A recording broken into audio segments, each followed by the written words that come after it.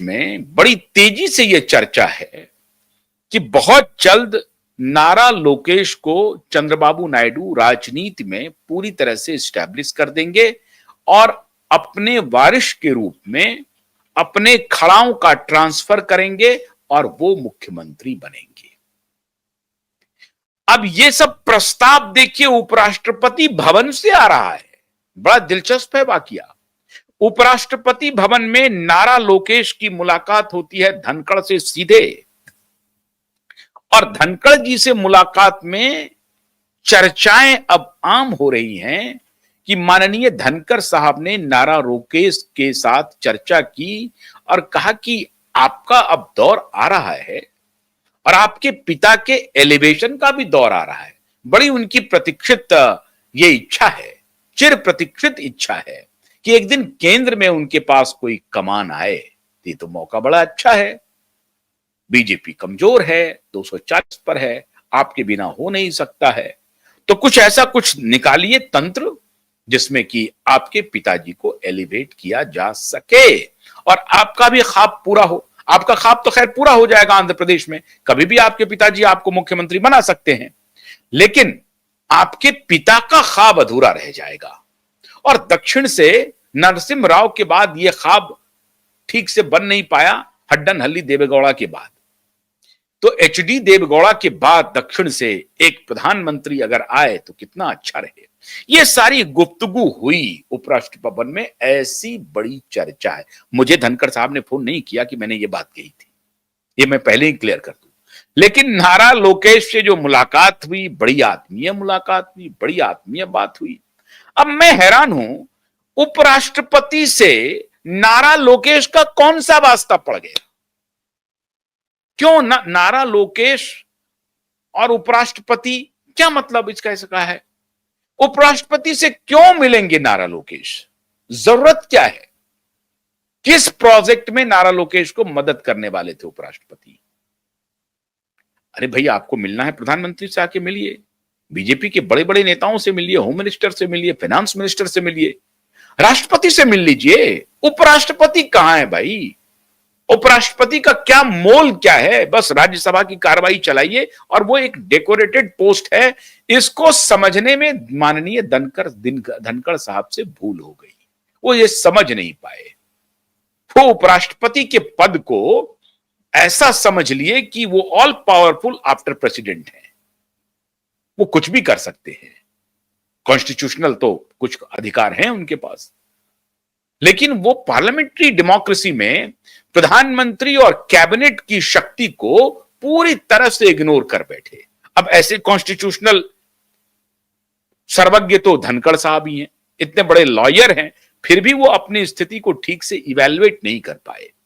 इस बात को भी नहीं समझ पाए कि कैबिनेट का क्या महत्व है और प्रमुख अमंग कैबिनेट जो है, वो प्राइम इन द कैबिनेट जो है वो प्रधानमंत्री है। उसकी क्या भूमिका है, उसका क्या सिग्निफिकेंस है, इस बात को समझ नहीं पाए धनखड़ साहब। तो ऑल पावरफुल के भ्रमजाल में वो फंस गए और उसके बाद ये सब तिकड़म शुरू कर दिए। कोई भी व्यक्ति बताइए, उपराष्ट्रपति से, चंद्रबाबू नायडू भी उपराष्ट्रपति थे, कौन मिलने जा रहा है, कब जा रहा है? चलिए, चंद्रबाबू नायडू तो साउथ के थे, धनखड़ साहब का कोई रिश्ता नहीं है, लेकिन रिश्ता है, ये पुराना रिश्ता है। ये समाजवादियों का जो पुराना रिश्ता है, ये वही रिश्ता है, non Bhajpa non Congress alliance का। उसमें माननीय चंद्रबाबू नायडू भी रहे हैं, उसमें माननीय हमारे नीतीश कुमार जी भी आते हैं, उसमें माननीय हमारे अखिलेश जी भी आ जाते हैं, उसमें माननीय स्टालिन जी भी आ जाते हैं। आजकल एक नए खिलाड़ी आए हैं तेलंगाना में, बीआरएस, बड़ा अद्भुत चल रहा है, उसके ऊपर मैं अलग से बताऊंगा। उन्होंने अपनी बेटी को पार्टी से निष्कासित कर दिया है और अपने भतीजे वगैरह के ऊपर ज्यादा विश्वास है उनको। अब बेटी नाराज है, अपनी बेटी के कविता, अब इन्हीं के चक्कर में वो जेल भी गई, भ्रष्टाचार के मामले में जेल गई, जेल रह करके आई, कई दिनों कई महीनों तक उनको बेल नहीं मिला, लेकिन अपने पिता के खिलाफ वो बिगल फूंक चुकी है। हो सकता है कि भारतीय जनता पार्टी में आ भी जाए, लेकिन भ्रष्टाचार के संगीन आरोप हैं। अब ये राजनीति में ये कहना ठीक नहीं है कि जिसके ऊपर संगीन आरोप हैं वो किसी पार्टी में जा नहीं सकते हैं, वो ठीक भी हो सकता है। अब उस पर मत जाइए, वो हमारा विषय नहीं है अभी। विषय है कि ये जो सारे लोग हैं, जो non Bhajpa non Congress alliance वाले लोग हैं, ये सभी इकट्ठा होकर के किसी एक बड़े अलायंस को साथ में रखते हैं। और ये तब से चला आ रहा है, ये चौधरी देवीलाल के जमाने से चला आ रहा है, बल्कि अभी देवीलाल नहीं, 77 से चला आ रहा है, 74-75 से चला आ रहा है। जब पहली बार आप देखिए, जब मुरारजी देसाई के शासनकाल में, ये उसी वक्त से चलता आ रहा है, मुरारजी देसाई के जमाने से। तो एक जो ग्रुप है, उस ग्रुप की बड़ी ये इच्छा रहती है। अब उसी ग्रुप को रिप्रेजेंट कर रहे हैं माननीय धनखड़ साहब, और फिर उनका जो एक अपॉर्चुनिस्टिक अलायंस वो किसी एक बड़े दल से कर लेते हैं। अभी वो बीजेपी के साथ थे, और कल वो प्लानिंग कर रहे थे कि मोदी को सबक सिखाने के लिए वो कांग्रेस को साथ में ले सकते हैं, और फिर बीजेपी के कुछ लोगों से मदद लिया जा सकता है। तो ये तिक्रम कर रहे थे कि कुछ आंकड़ा इस तरह से जोड़ने की कोशिश हो, जहां एकनाथ शिंदे को भी समझाया जाए और इधर आप भी समझ लें, फिर उनका कर लें।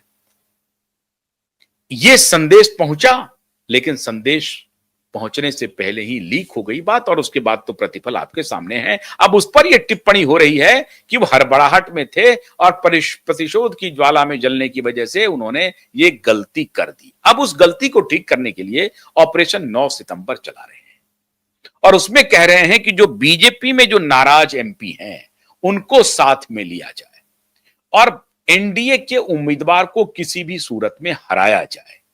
इसके लिए एकनाथ शिंदे से संपर्क करो, और धीरे धीरे जो बीजेपी में जो थोड़े असंतुष्ट खेमा है उसमें आग लगाओ। और उसमें सबसे पहले चला दो नाम नितिन गडकरी का। नितिन गडकरी कितने भी नाराज हो नरेंद्र मोदी से, और नरेंद्र मोदी कितने भी नाराज हो नितिन गडकरी से, लेकिन दो भाई की लड़ाई में कभी आपने देखा है कि उन्होंने अपनी मां को घर से बाहर निकाल दिया? एक दो घटना ऐसी होती है, लेकिन भाई भाई की लड़ाई है, मां के खिलाफ कोई अत्याचार नहीं करता है। तो पार्टी इनकी मां है, और एनडीए के उम्मीदवार राधाकृष्णन इनके मां के उम्मीदवार हैं, और ये सोच रहे हैं कि बीजेपी में ऐसे सांसदों की होड़ लगी हुई है जो मोदी से नाराज बैठे हुए हैं। उसका आधार क्या दे रहे हैं कि कॉन्स्टिट्यूशन क्लब का एक एडमिनिस्ट्रेटिव पोस्ट के लिए जो चुनाव था, उसमें अमित शाह जेपी नड्डा के कैंडिडेट संजीव बालियान को हरा दिया, और सबने मिलकर के राजीव प्रताप रूडी को जिता दिया।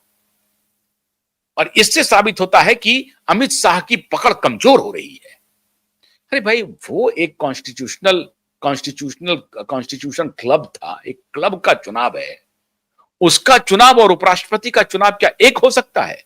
लेकिन कॉन्स्टिट्यूशन क्लब के चुनाव को आधार बना करके इतनी बड़ी राजनीतिक तैयारी कर ली कि हो सकता है गली मोहल्ले के क्रिकेट में खेलने वाला खिलाड़ी जो है वो वनडे का और टेस्ट सीरीज का भी प्लेयर बन सकता है।